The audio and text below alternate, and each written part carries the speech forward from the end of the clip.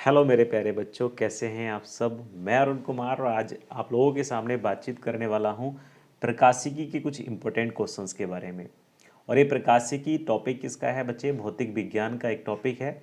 और इस प्रकाशिकी को इंग्लिश में ऑप्टिक्स कहा जाता है। आप बेहतर तरीके से समझते हैं इन बातों को। अब प्रकाशिकी में कितने क्वेश्चन हम देखने वाले हैं, तो बच्चे ध्यान रखेंगे 30 क्वेश्चन हम देखने वाले हैं। और ये 30 क्वेश्चन मल्टीपल चॉइस हैं, यानी कि मल्टीपल चॉइस यानी कि एमसीक्यूज़ हैं। और एमसीक्यूज़ को अगर हम देख रहे हैं तो समझ लीजिए, बहुत अच्छे से देखने की कोशिश करेंगे। और हर एक प्रश्न के साथ अगर कोई जुड़ी हुई बात है तो भी मैं आपको बताता चलूँगा।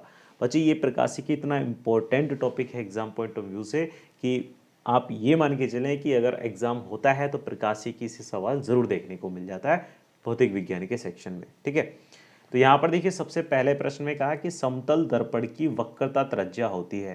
बच्चे, वक्रता त्रिज्या समतल दर्पण की अनंत पर होती है, इस बात को आप याद रखिएगा।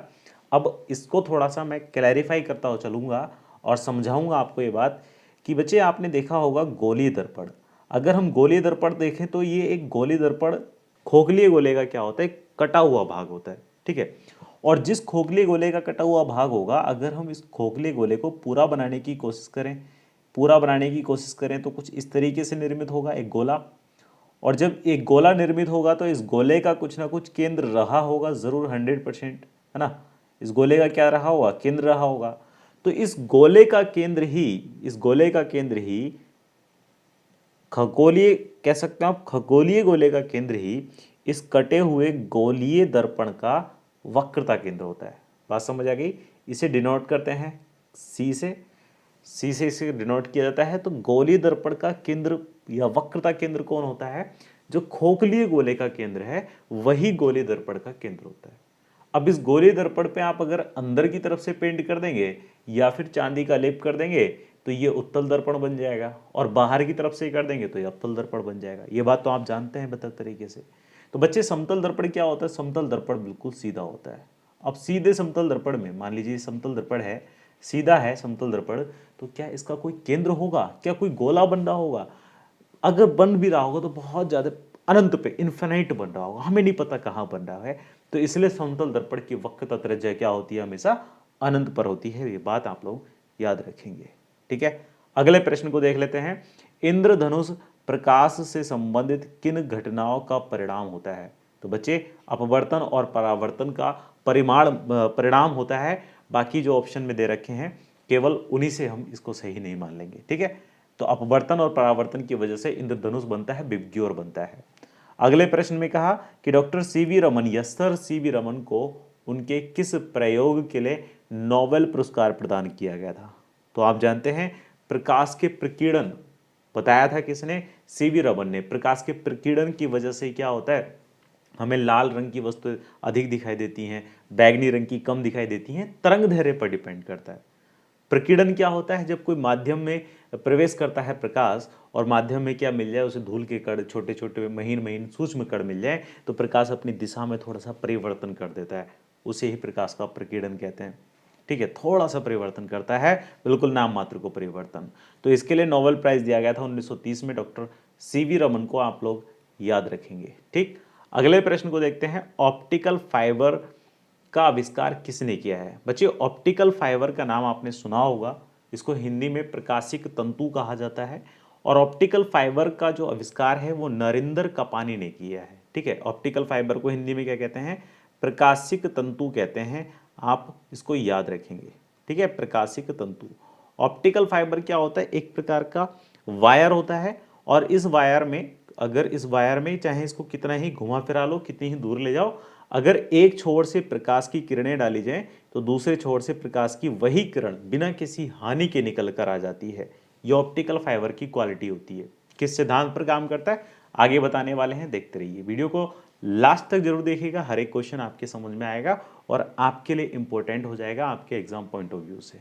ठीक है, प्रश्न 5 कहता है कि किसी व्यक्ति का पूरा प्रतिबिंब देखने के लिए एक समतल दर्पण की न्यूनतम ऊंचाई कितनी होनी चाहिए? तो बच्चे ध्यान रखेंगे, व्यक्ति की ऊंचाई का आधा। जी हाँ, अगर कोई व्यक्ति कितने 5 फीट का है कोई व्यक्ति, तो उसे अपना पूरा प्रतिबिंब देखने के लिए 2.5 फीट के दर्पण की आवश्यकता पड़ जाएगी, या फिर हम कह सकते हैं 2.5 फीट के दर्पण में उसका पूरा शरीर, पूरी बॉडी दिखाई दे जाएगी, 5 फीट की उसकी ऊंचाई, है ना। तो आधे दर्पण की आवश्यकता होती है। इस बात को आप लोग बेहतर तरीके से याद रखिएगा मेरे बच्चे। अगले प्रश्न पर चल लेते हैं। प्रकाश का रंग निर्धारित होता है किससे होता है? तो प्रकाश का रंग निर्धारित होता है बेटे तरंग दैर्ध्य से। आप लोग याद रखेंगे सर तरंग दैर्ध्य क्या होता है, बहुत शॉर्ट में समझा दे रहा हूं। देखिए ये हमने कोई वेव बनाई, कोई तरंग बनाई, और इस तरंग में हमने कोई कंपन बनाई, ठीक है, क्या बनाई, कंपन। ये कंपन है, ये आगे की ओर संचरण कर रही है, ये माध्यम के कण ऊपर नीचे गति करते हैं अपने माध्य स्थिति के, जिसकी वजह से हमें प्रतीत होता है कि तरंग की गति की दिशा क्या हो रही है, आगे की ओर चल रही है, ठीक है। तो यहीं पर एक कंपन कौन सा होता है, इस बिंदु से लेकर इस बिंदु तक एक कंपन कहलाता है, और एक कंपन की कुल दूरी ही क्या कहलाती है, तरंग दैर्ध्य कहलाती है। आप लोग याद रखेंगे मेरी ये बात, ठीक है, तरंग दैर्ध्य कहलाती है, तरंग दैर्ध्य कहलाती है। इसे लैम्डा से प्रदर्शित करते हैं, ठीक है। तो प्रकाश का रंग निर्धारित तो उसकी तरंग दैर्ध्य के अनुसार ही होता है। विबग्योर, है ना, 7 रंग होते हैं ना विबग्योर, मैं अपनी ऑफलाइन क्लास में बता चुका हूं विबग्योर क्या है, किस किस की आवर्ती, किस किस का तरंग दैर्ध्य कितना होता है, ठीक है। विबग्योर, इसकी पूरी तरंग दैर्ध्य के ऊपर हम डिस्कशन कर चुके हैं अपनी ऑफलाइन क्लासेस के अंदर। तो विबग्योर क्या है बच्चे, ये बात ध्यान रखें, प्रकाश के 7 रंगों का समूह होता है विबग्योर, जिसे बोलते हैं। 7 रंग होते हैं, बैगनी, जामुनी, नीला, हरा, पीला, नारंगी और लाल, ठीक है। चलिए आगे देख लेते हैं। अगला कहता है कि पृथ्वी से देखने पर आकाश नीला दिखाई देता है, जिसका कारण क्या है? तो बच्चे कारण इसका पूछ रहा है आपसे। तो वायुमंडल में सूर्य के प्रकाश की लघुत्तर तरंग दैर्ध्य का क्या होता है, प्रकीर्णन होता है कम। तरंग दैर्ध्य का जो लघुत्तर तरंग दैर्ध्य है उसके प्रकीर्णन की वजह से क्या होता है, आकाश नीला दिखाई देता है वायुमंडल में। अगर दीर्घतर तरंग दैर्ध्य हो जाए तो उसकी वजह से तो आकाश का रंग नीला दिखाई नहीं देता, किसी अन्य वस्तु का जिसकी तरंग दैर्ध्य ज्यादा होगी वो उस वस्तु का रंग ज्यादा चमक दिखाई देगा। तो वायुमंडल में सूर्य के प्रकाश की लघुत्तर तरंग दैर्ध्य के प्रकीर्णन की वजह से पृथ्वी से अगर हम आकाश देखते हैं तो हमें नीले रंग का दिखाई देता है। आप लोग इस क्वेश्चन को बड़े अच्छे से याद कर लीजिएगा। अगले प्रश्न में कहता है कि निम्नलिखित में से प्राथमिक रंग कौन सा होता है? बच्चे मैंने आपको बड़े अच्छे से बताया है, लाल, हरा और नीला, रेड, ग्रीन, ब्लू, आरजीबी आप याद कर लेंगे तो आपको प्राथमिक रंग याद हो जाएंगे। रंग बच्चे 3 प्रकार के होते हैं, प्राथमिक, द्वितीयक और तृतीयक, ठीक है।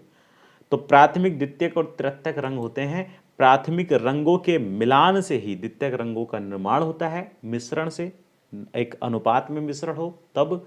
और आप कह सकते हैं कि द्वितीयक रंगों के और प्राथमिक रंगों के मिलान से तृतीयक रंग का निर्माण होता है, जो सफेद प्राप्त होता है। बात समझ आ गई, बहुत बढ़िया। अगले प्रश्न को देख लेते हैं। बेटा अगर आपको ये वीडियो समझ में आ रहा है तो चैनल को फटाफट से सब्सक्राइब कर लीजिएगा और इस वीडियो को लाइक भी कर दीजिएगा। बराबर में सब्सक्राइब के बराबर में एक बटन है बेल आइकन का, उसको आप प्रेस कर लीजिएगा, बेल आइकन को दबा दीजिएगा ताकि आपको हर वीडियो का नोटिफिकेशन मिल जाए इंस्टेंट रूप से। आप टेलीग्राम चैनल को भी ज्वाइन कर सकते हैं, नीचे डिस्क्रिप्शन में एक लिंक दिया हुआ है, आप उस लिंक के माध्यम से टेलीग्राम चैनल को भी ज्वाइन कर सकते हैं। अपना ज्ञानविद अरुण नाम से टेलीग्राम चैनल है, वहाँ आ जाओ, MCQs क्वेश्चन कराते हैं, बहुत अच्छे से कराते हैं और बहुत सारी डिटेल आपको वहाँ पर प्रोवाइड कराते रहते हैं, ठीक है। क्वेश्चन कह रहा है प्रकाशीय फाइबर किस सिद्धांत पर काम करता है? तो बच्चे प्रकाशीय फाइबर किस सिद्धांत पर काम करता है? तो पूर्ण आंतरिक परावर्तन। ये वही है प्रकाशीय फाइबर जो अभी अभी हमने बात की थी, क्या कि अगर कोई लंबी सी वायर है, प्रकाशीय फाइबर एक लंबी सी या कितनी भी घुमावदार वो पड़ी हुई है, एक छोर से प्रकाश डालेंगे तो दूसरे छोर से उतना ही प्रकाश की किरण बिना किसी हानि के बाहर निकल के आती है, ठीक है। तो वही है प्रकाशीय फाइबर जिसकी नरेंद्र कापानी ने क्या किया है, आविष्कार किया है लगभग 1970 के आसपास, 1970 के दशक में इसका आविष्कार किया गया था। तो किस सिद्धांत पर काम करता है? फाइबर या ऑप्टिकल फाइबर या फिर कह दें आप प्रकाशीय तंतु किस सिद्धांत पर कार्य करता है? तो बच्चे ध्यान रखेंगे इस सिद्धांत का नाम है पूर्ण आंतरिक परावर्तन। Got it? बात समझ में आ गई यहां तक? चलिए अगले प्रश्न को देखें तो कहा है कि ट्रैफिक सिग्नल में लाल प्रकाश प्रयुक्त होता है, क्यों? क्यों होता है भैया लाल प्रकाश ही क्यों प्रयुक्त किया जाता है? तो इसके पीछे कारण है। कारण क्या है कि इसकी तरंग दैर्घ्य सर्वाधिक होती है। जी हाँ मेरे बच्चे, लाल रंग की तरंग दैर्घ्य सबसे ज़्यादा होती है। आप लोग इस बात को याद रख लीजिएगा। और अगर हम देखें तो बैगनी रंग की तरंग दैर्घ्य क्या होती है? सबसे कम होती है। हाँ जी, बैगनी रंग की तरंग दैर्घ्य सबसे कम होती है, सबसे कम होती है। और लाल रंग की तरंग दैर्घ्य क्या होती है? लाल रंग की तरंग दैर्घ्य क्या होती है? सबसे ज़्यादा होती है। ठीक है, सबसे कम और लाल रंग की सबसे ज़्यादा होती है। ये बात आप याद रखेंगे। और इनके बीच में अदर्स जो रंग होते हैं वो आ जाते हैं। यहाँ पर लिखा हुआ मिट गया है, चलो इसको मिटा ही देते हैं परमानेंट। बात तो मेरी आप लोगों को समझ में आ चुकी होगी। बहुत बढ़िया। लो भैया तू मिटी जा, तुझे बहुत जल्दी हो रही मिटने की, ले हटाते थे तुझे हैं। चलो कोई बात नहीं। अगले प्रश्न में हम मूव ऑन करेंगे और प्रश्न को बहुत अच्छे से समझने की कोशिश करेंगे। थोड़ा सा लॉन्ग वो प्रश्न है ना। देखो, निम्न कथनों पर विचार कीजिए। कथन पर विचार करवा रहा है कि प्रकीर्णन के कारण सूर्य उदय व सूर्यास्त के समय सूर्य का रंग लाल दिखाई देता है। मैंने अपनी ऑफलाइन क्लास में आपको बताया था कि प्रकीर्णन का ही उदाहरण होता है सूर्यास्त और सूर्योदय के समय सूर्य का लाल चमकना या आसपास का जो क्षेत्र है वो लाल दिखना। तो ये बिल्कुल पॉइंट सही है, कोई दिक्कत नहीं। देखो इसने पूछा है कथन सत्य है या नहीं है, कौन सा कथन सत्य है, इस तरीके से सवाल पूछा गया है। प्रकाश का समतल ध्रुवीकरण एक समतल में कंपन उत्पन्न करता है। जो समतल ध्रुवीकरण है, समतल प्रकाश का जो समतल ध्रुवीकरण है यानी कि पोलराइजेशन है, वो समतल में ही कंपन उत्पन्न करता है। तो बिल्कुल ये पॉइंट भी सही है। प्रकाश का विवर्तन छिद्र के कोनों के कारण चारों ओर मुड़ जाता है। हाँ जी बिल्कुल, अगर कोई कह सकते हो आप, कोई छेद है, जैसे छेद है ना, तो प्रकाश का विवर्तन होता कैसे है? आपने देखा होगा, अगर किसी छोटे से छेद से प्रकाश की किरणें गुजर रही हैं तो प्रकाश अपने किनारों पर हल्का सा मुड़ के तब निकल जाता है ना, मुड़ के तब निकल जाता है। मतलब वहाँ पर ऐसे देखने को लगता है कि प्रकाश छन के निकल रहा है, होता है कि नहीं? तो उसे हम विवर्तन कहते हैं। और इसके और भी हो जाते हैं कि प्रकाश के रास्ते में अगर कोई बहुत महीन कण आ जाए तो प्रकाश उस रास्ते से कुछ यूं उस कण से होकर भी निकल जाता है, इसे भी प्रकाश का विवर्तन कहते हैं। ठीक है, ये बात आप लोग याद रखिएगा। हालांकि प्रकाश की किरणें हमेशा सीधी रेखा में चलती हैं, पर ये छोटा छोटा सा महीन महीन कणों में ऐसा देखने को मिल जाता है। ये सब बहुत ही एक इंटरेस्टिंग टॉपिक है, प्रकाश का विवर्तन, प्रकीर्णन, ये सारी चीज़ें है ना। तो प्रकाश का विवर्तन किस तरीके से हो जाता है? चारों कोनों के चारों ओर मुड़ जाता है, ये बात भी यहाँ पर सही है। अगला कहा है इसने, प्रकाश के विवर्तन की तरंग दैर्घ्य की तुलना में आकृति की बाधा कम होती है। जी हाँ, तरंग दैर्घ्य की तुलना में देखें तो आकृति की बाधा कम होती है, तरंग दैर्घ्य की बाधा ज़्यादा होती है प्रकाश के विवर्तन में। इस बात को भी आप याद रख लीजिएगा। ठीक है, तो यहाँ पर इस क्वेश्चन का आंसर क्या बन जाएगा बच्चे? देखो सारे के सारे सही हैं, तो इस क्वेश्चन का आंसर बन जाएगा उपयुक्त सभी। ठीक है, क्या बन जाएगा इस क्वेश्चन का आंसर बच्चे? उपयुक्त सभी इस क्वेश्चन का आंसर बन जाएगा। चलिए नेक्स्ट प्रश्न की ओर देख लेते हैं। समुद्र का पानी नीला दिखाई देता है, इसका कारण क्या है? देखो इसका कारण आप लोग याद कर लेना कि जल के जो अणु हैं, जल के जो मॉलिक्यूल्स हैं वाटर के, वो नीले रंग को छोड़कर बाकी सारे रंग एब्जॉर्ब कर लेते हैं, अवशोषित कर लेते हैं। सारे रंगों का अवशोषण कर लेंगे, नीला रंग छोड़ देंगे। तो नीले रंग का अवशोषण करने की क्वालिटी नहीं होती जल के अणुओं में। इसकी वजह से जल जो है समुद्र का, वो बिल्कुल नीला दिखाई देता है। समुद्र का या फिर बहुत सारा जल इकट्ठा है तो वो नीला दिखाई देगा। ऐसे नहीं कि गिलास में थोड़ा सा पानी लेके कहने लगो सर हमें तो नीला दिख ही नहीं रहा है, हम तो क्या करें, हमें तो नीला दिख ही नहीं रहा। तो भैया वो नहीं, ऐसे नहीं होता। बहुत सारा इकट्ठा पानी होना चाहिए समुद्र का, जैसे पानी हो गया, या फिर बहुत बड़ी झील है तो वो झील का पानी हो गया। कम झील है तो वो नीचे काई वाई जम जाती है, तो उसकी वजह से कई बार हरा भी दिखाई देता है। लेकिन नीला नीला दिखने का जो कारण है वो यही है कि प्रकाश के जितने भी रंग हैं नीले रंग को छोड़कर सबको एब्जॉर्ब कर लेता है। कौन? पानी के अणु। अगले प्रश्न में कहा कि निम्न कथनों पर विचार करें। फिर से विचार करवा रहा है, देख लो, विचार कर लो, कोई बड़ी बात नहीं है विचार करना। कहता है कि साफ असमान दृश्य प्रकाश के नीले तरंग दैर्घ्य के अल्प प्रकीर्णन के कारण नीला दिखाई देता है। कौन? आसमान नीला दिखाई देता है। तो अभी हमने बात की थी कि भैया नीले तरंग दैर्घ्य के अल्प प्रकीर्णन, नीले तरंग दैर्घ्य के प्रकीर्णन की वजह से तो नहीं हमने बताया वहाँ पर कि लघुत्तर प्रकीर्णन की वजह से, अल्प नहीं, अल्प का मतलब हो जाता है आधा या कम, कम प्रकीर्णन नहीं हो रहा है, प्रकीर्णन अच्छा खासा हो रहा है, ठीक है, दृश्य प्रकाश के कारण। इसने कहा कथनों पर विचार कीजिए, कौन सा कथन सही है, सही पूछ रहा है। तो यहाँ पर ये क्वेश्चन थोड़ा सा, ये मतलब ये जो इसने दे रखा है कि साफ आसमान दृश्य प्रकाश के नीले तरंग दैर्ध्य के अल्प प्रकीर्णन, अल्प प्रकीर्णन के कारण नीला दिखाई देता है। तो अल्प प्रकीर्णन नहीं आएगा, केवल और केवल प्रकीर्णन आ जाएगा कि तरंग दैर्ध्य के प्रकीर्णन के कारण नीला दिखाई देता है, तब तो ये पॉइंट सही हो जाता। हाँ, अल्प की आवश्यकता नहीं है, प्रकीर्णन की वजह से नीला हो जाता है। वायुमंडल में प्रकाश का लाल भाग नीले प्रकाश की अपेक्षा अधिक प्रकीर्णन प्रदर्शित करता है। देखो, लाल भाग जो है वो नीले प्रकाश की अपेक्षा अधिक प्रकीर्णन करता है, ये बात भी बिल्कुल सही है। अभी जस्ट मैंने बताया था कि बैंगनी रंग की तरंग दैर्ध्य क्या होती है, सबसे कम होती है, और लाल रंग की तरंग दैर्ध्य क्या होती है, सबसे ज़्यादा होती है। लाल रंग की तरंग दैर्ध्य क्या होती है, सबसे ज़्यादा होती है। और इस बात को ध्यान रखना कि जिसकी तरंग दैर्ध्य ज़्यादा होती है उसमें प्रकीर्णन कम होता है। तरंग दैर्ध्य ज़्यादा है तो प्रकीर्णन क्या हो जाएगा, प्रकीर्णन कम हो जाएगा। इस बात को आप याद रखेंगे। इसने कहा वायुमंडल में लाल भाग नीले प्रकाश की अपेक्षा अधिक प्रकीर्णन प्रदर्शित करता है। तो लाल भाग अधिक कैसे कर देगा, लाल भाग की तो तरंग दैर्ध्य ज़्यादा होती है तो प्रकीर्णन कम होगी, है ना। नीले की तरंग दैर्ध्य कम होती है तो उसका प्रकीर्णन ज़्यादा होगा। तो ये स्टेटमेंट भी यहाँ पर गलत हो जाता है। वायुमंडल की उपस्थिति में प्रकाश का प्रकीर्णन नहीं होगा और आकाश काला दिखाई देगा। जी हाँ, ये बिल्कुल सही है। अंतरिक्ष यात्री को आकाश काला दिखाई देता है क्योंकि वायुमंडल उपस्थित नहीं है, तो प्रकाश का प्रकीर्णन भी नहीं होगा। जाहिर सी बात है, निर्वात है, वहाँ पर महीन कण नहीं पाए जा रहे, जिसकी वजह से प्रकाश का प्रकीर्णन होता है। क्यों? महीन कणों की वजह से, सूक्ष्म कणों की वजह से, धूल के छोटे छोटे कणों की वजह से, वायुमंडल में उपस्थित अन्य किसी ऐसे माध्यम की वजह से प्रकाश का प्रकीर्णन हो सकता है। लेकिन जब प्रकाश वायुमंडल ही नहीं है तो प्रकाश का प्रकीर्णन कैसे हो जाएगा, है, प्रकीर्णन ही नहीं होगा। तो जो आकाश का रंग है वो कैसा दिखाई देता है, काला दिखाई देता है। तो इस क्वेश्चन में ऑप्शन नंबर सी जो कहता है केवल सी कथन सही है, तो यही इसका क्या हो जाएगा बच्चे, करेक्ट आंसर हो जाएगा। ठीक, देखो, मानव नेत्र एक कैमरे के समान है, अतः इसमें एक लेंस निकाय है। नेत्र लेंस क्या बनाता है?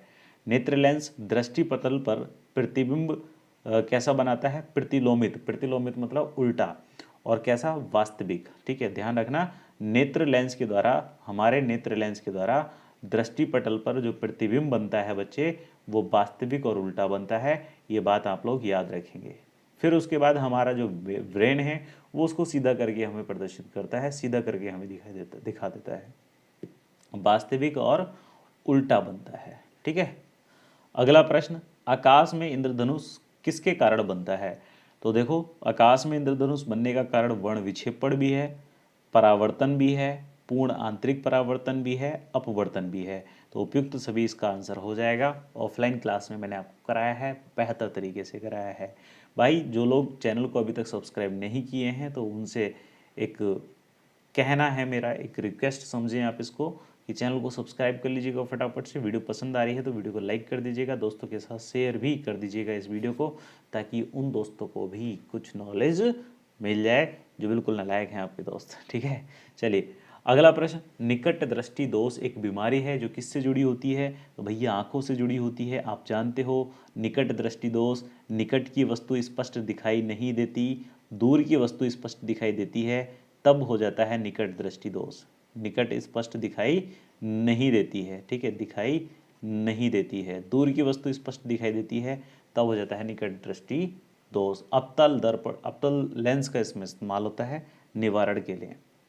प्रश्न 17 कहता है कि यदि किसी दर्पण के आगे कितनी भी दूरी पर खड़े रहने पर प्रतिबिंब सीधा दिखाई देता है तो वह दर्पण किस प्रकार का है? तो ध्यान रखिएगा, समतल या उत्तल दर्पण की क्वालिटी होती है कि कितना दूर खड़े हो जाओ दर्पण सीधा दिखाई देगा और आभासी प्रतिबिंब बनता है दर्पण में, तो वो समतल या उत्तल की ही क्वालिटी होती है। ये बात आप ध्यान रखिएगा। अगला कहता है कि प्रकाशिकी यंत्रों में लेंसों का उपयोग किस परिघटना द्वारा प्रतिबिंब बनाने के लिए होता है? तो प्रकाशिकी यंत्रों में लेंसों का उपयोग अपवर्तन की परिघटना द्वारा प्रतिबिंब बनाता है, जिससे क्या होता है, हमें प्रकाशिकी यंत्रों में प्रकाशिकी यंत्र कौन कौन से हो सकते हैं, दूरबीन वगैरह वगैरह, सूक्ष्मदर्शी वगैरह वगैरह। ठीक है, तो प्रकाश के अपवर्तन की वजह से हमें वस्तुएं छोटी बड़ी दिखाई दे जाएंगी हैं। माइक्रोस्कोप यानी कि सूक्ष्मदर्शी है तो छोटी छोटी वस्तु को बड़ा देख सकते हैं, और दूरबीन है तो दूर की वस्तु को पास देख सकते हैं। बात समझ आ गई? चलिए बहुत बढ़िया। प्रकाश का वेग होता है, कितना होता है प्रकाश का वेग? 3 गुणा 10⁸ मीटर प्रति सेकंड होता है। अगर वो किलोमीटर में पूछने लग जाए, किलोमीटर प्रति सेकंड, तो ध्यान रखना 3 गुणा 10⁵ किलोमीटर प्रति सेकंड है। और अगर मीटर में है तो 3 गुणा 10⁸ मीटर प्रति सेकंड। ये बच्चे को याद होगा। आप कमेंट करके मुझे बता सकते हैं अगर आपको ये वीडियो कैसा लग रहा है, कैसा नहीं लग रहा है, कोई भी सुझाव आपका है तो फटाफट से कमेंट करके आप हमें बता सकते हैं। प्रश्न 20 में कहता है कि प्रकाश के किस सिद्धांत पर आधारित छाया बनती है, शैडो बनती है। जैसे एक पेड़ यहाँ पर खड़ा है, एक पेड़ हमने यहाँ पर खड़ा कर दिया, ये ओरिजिनल पेड़ खड़ा है, ठीक है, इसकी एक शैडो बनी हुई है, इस तरीके से शैडो बनी हुई है। तो ये शैडो जो होगी ये पूरी छिपी हुई होगी ना, पूरी डार्क दिखाई देगी है। इसमें तो कोई ऐसा नहीं दिखाई देगा बीच में कि इसकी जो कह सकते हैं आप शैडो कैसी होती है। शैडो तो सबने देखी है ना, मैं क्या ही बताऊं तुम लोगों को, शैडो तो सबने देख रखी होती है। तो शैडो जो होती है वो कैसे बनती है? ऋजु रेखीय संचरण की वजह से बनती है। ऋजु रेखीय मतलब जितना भी हमारा बॉडी के इधर की तरफ प्रकाश पड़ रहा है ना, इधर की तरफ, वो प्रकाश के पीछे पूरा का पूरा ब्लैक हो जाएगा। मान लो जैसे आपका यहाँ पर कुछ हाथ वात निकल रहा है या फिर कोई अंग निकल रहा है, नाक है आपकी, आप पीछे से यहाँ से सूर्य पड़ रहा है पीछे से, सिर के पीछे से, तो परछाई में नाक तो दिखाई नहीं देगी ना, छाया में नाक तो दिखाई नहीं देगी, काला काला दिखाई देगा सब कुछ। तो उसे ऋजु रेखीय संचरण आप कह सकते हैं, ठीक है। ऋजु रेखीय मतलब सब कुछ एक रेखा के रूप में बन जाता है, जिधर की तरफ से प्रकाश पड़ रहा है उसके विपरीत में। बात समझ आ गई? बहुत बढ़िया। अगला प्रश्न कहता है कि जब प्रकाश द्वारा सघन माध्यम से विरल माध्यम में गुजरती है आपतित कोण, तो क्रांतिक कोण से अधिक हो तो कौन सी परिघटना होगी? भैया देखो, तब हो जाता है पूर्ण आंतरिक परावर्तन। जी हाँ, अगर क्रांतिक कोण से ज़्यादा हो जाए कौन? आपतित कोण का मान, तो हो जाता है पूर्ण आंतरिक परावर्तन क्रांतिक कोण से अधिक होने पर, ठीक है। और ये कंडीशन हीरे में देखने को मिलती है कि जब हीरे में क्रांतिक कोण से अधिक आपतित कोण का मान हो जाए, आपतित कोण का मान हो जाए, तो पूर्ण आंतरिक परावर्तन होता है, जिससे हीरा चमकता है, बिल्कुल एकदम ब्राइट दिखाई देता है ना। तो पूर्ण आंतरिक परावर्तन की घटना हो जाती है जिसमें प्रकाश की किरणें बाहर नहीं निकल पाती। ये बात ध्यान रखना। इंद्रधनुष में रंगों का क्रम होता है, कैसा क्रम होता है इंद्रधनुष में? देखो, इंद्रधनुष के लिए ना बिबग्योर याद कर लेना, बिबग्योर है, बिबग्योर, अभी भी थोड़ी देर पहले भी जिक्र किया था। बिबग्योर बैगनी, नीला, बैगनी, जामुनी, नीला, हरा, पीला, नारंगी और लाल, और इसका ऑप्शन है नंबर डी। ये तो तुम लोगों को याद हो जाएगा, कोई बहुत बड़ी बात नहीं है। अगला कहता है कि जल से भरे बीकर की तली थोड़ी उठी हुई प्रतीत होती है, इसका कारण है बच्चे अपवर्तन, प्रकाश के अपवर्तन की वजह से ऐसा होता है, ठीक है। अगला प्रश्न, किसी गुणधर्म के कारण पानी से भरे बर्तन में डुबोई गई छड़ मुड़ी हुई प्रतीत होती है, किस गुणधर्म के कारण होता है ऐसा? तो ध्यान रखेंगे ये भी अपवर्तन की वजह से ही होता है।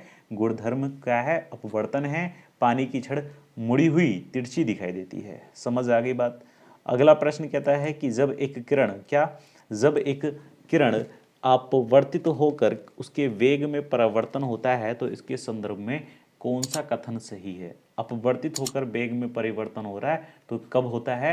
विरल माध्यम से सघन माध्यम में जाने पर वेग घटता है। विरल माध्यम जहाँ पर कण क्या है, भौतिक कण क्या है, थोड़ा दूर दूर है, कण दूर दूर है, तो विरल माध्यम है, विरल माध्यम। और सघन माध्यम कौन सा होगा? जहाँ भौतिक कण क्या हो जाते हैं? पास पास हो जाते हैं। जहाँ भौतिक कण पास पास हो जाते हैं वो होता है आपका सघन माध्यम। वो होता है कैसा माध्यम बच्चे? सघन माध्यम, ठीक है। जैसे मैं अगर आपसे कहूँ कि सरसों का तेल है और एक पानी का कुछ पानी है हमारे पास, दोनों में से सघन कौन है, विरल कौन है? तो जाहिर सी बात है सघन मतलब जो ज़्यादा गाढ़ा होगा यानी कि सरसों का तेल, और विघन मतलब जो कम गाढ़ा होगा यानी कि पानी। बात समझ आ गई? वायु और पानी में कौन सघन कौन विरल है? तो वायु विरल है, पानी सघन है, ये बात ध्यान रखेंगे। तो विरल से सघन माध्यम में जाते समय वेग घट जाता है, किसका? प्रकाश की किरण का, ठीक है। चलिए, मोटरसाइकिल में पश्च दृश्य के लिए कौन सा दर्पण प्रयुक्त होता है? अरे बार बार तुमसे पूछता है एग्जामिनर। तो भैया ध्यान रखेंगे, मोटरसाइकिल में या मोटर कार में, किसी भी मोटर कार वाहन में पश्च दृश्य पीछे का देखने के लिए उत्तल दर्पण का इस्तेमाल होता है, क्योंकि बड़ी बड़ी चीज़ों को छोटा करके दिखा देता है, छोटा छोटा करके दिखा देता है, इसलिए उत्तल दर्पण का इस्तेमाल किया जाता है। अगला, दाढ़ी बनाने के लिए प्रयोग किया जाता है क्या? देखो ये प्रश्न भी बार बार पूछा जाता है कि दाढ़ी, जब हम दाढ़ी बनवाते हैं नाई की दुकान पर, तो हम अवतल दर्पण का उसमें प्रयोग करते हैं। अवतल दर्पण का प्रयोग किया जाता है दाढ़ी बनवाने के लिए। हालांकि 20-30 रुपए की दाढ़ी तुम बनवाओगे जाके हैं नाई की दुकान में, तो वहाँ तो तुम्हें समतल दर्पण में बिठा देगा वो, लेकिन जब पैसा ज़्यादा खर्च करोगे तो अवतल दर्पण में भी बैठाएगा है। अवतल दर्पण लगा हुआ होगा उसकी दुकान में, वहीं तो ज़्यादा पैसे लेगा वो। पर छोड़ो, अभी उन बातों को ना कर रहे हैं, बाद में करेंगे। तो दाढ़ी बनाने के लिए अवतल दर्पण का इस्तेमाल होता है, क्यों? ताकि छोटे छोटे बाल, दाढ़ी के छोटे छोटे बाल उसमें बड़े बड़े दिख जाए और क्लीन शेप आए, बिल्कुल एकदम बढ़िया वाली शेप। तो नाई क्या करता है, क्लीन शेप की वजह से अवतल दर्पण की क्वालिटी छोटी वस्तु का बड़ा प्रतिबिंब दिखाना, और उत्तल दर्पण की क्वालिटी बड़ी वस्तु को छोटे प्रतिबिंब के रूप में दिखाई देना। दोनों क्वेश्चन आपको समझ में आ गए होंगे। अगले प्रश्न पर चल लेते हैं। पानी में हवा का बुलबुला वैसे ही काम करता है जैसे कौन? अवतल लेंस। जी हाँ, जैसे अवतल लेंस काम करता है ना, पानी में हवा का बुलबुला वैसे ही काम करता है, बिल्कुल। पर ध्यान रखना, वो दिखाई कैसे देता है बच्चे? दिखाई उत्तल लेंस की तरह देता है, दिखाई उत्तल लेंस की तरह दिखाई देता है, लेकिन इसकी प्रकृति कैसी होती है? प्रकृति अवतल लेंस होती है। ये बात ध्यान रखेंगे, प्रकृति कैसे होगी? अवतल लेंस। और दिखेगा कैसा? दिखेगा कैसा? उत्तल लेंस की तरह दिखेगा। ये थोड़ा सा डिफरेंस आप याद रखना, ठीक है। लास्ट के 2 क्वेश्चन बचे हुए, बिल्कुल इनको खत्म कर लेते हैं। फोटो कैमरे में किस प्रकार के लेंस का उपयोग होता है? फोटो कैमरे में बच्चे उत्तल लेंस का प्रयोग किया जाता है, ये बात आप ध्यान रखेंगे, ठीक है। फोटो कैमरे में किस प्रकार का लेंस प्रयोग किया जाता है? उत्तल लेंस प्रयोग किया जाता है फोटो कैमरे में। अगला प्रश्न, निकट दृष्टि दोष से पीड़ित व्यक्ति के चश्मे में किस लेंस का उपयोग किया जाता है? जो निकट दृष्टि दोष है उससे पीड़ित यदि कोई व्यक्ति है, मतलब उसको निकट की वस्तु स्पष्ट नहीं दिख रही और दूर की वस्तु स्पष्ट दिख रही है, तभी तो निकट दृष्टि दोष होगा, ऐसा ही है ना।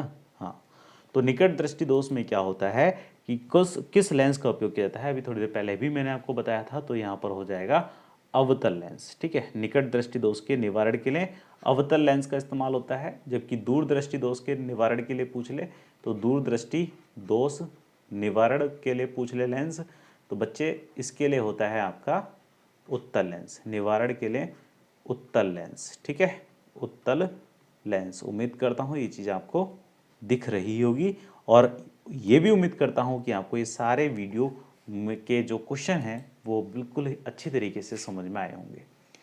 तो इन सारे क्वेश्चंस को आप अच्छे से रिवाइज कर लीजिएगा, और आप टेलीग्राम चैनल को भी ज्वाइन कर लीजिएगा, वहाँ पर ये क्वेश्चन आपको देखने को मिल जाएंगे, वहाँ पर आप इनको अटेंड भी कर सकते हैं, ठीक है बच्चे।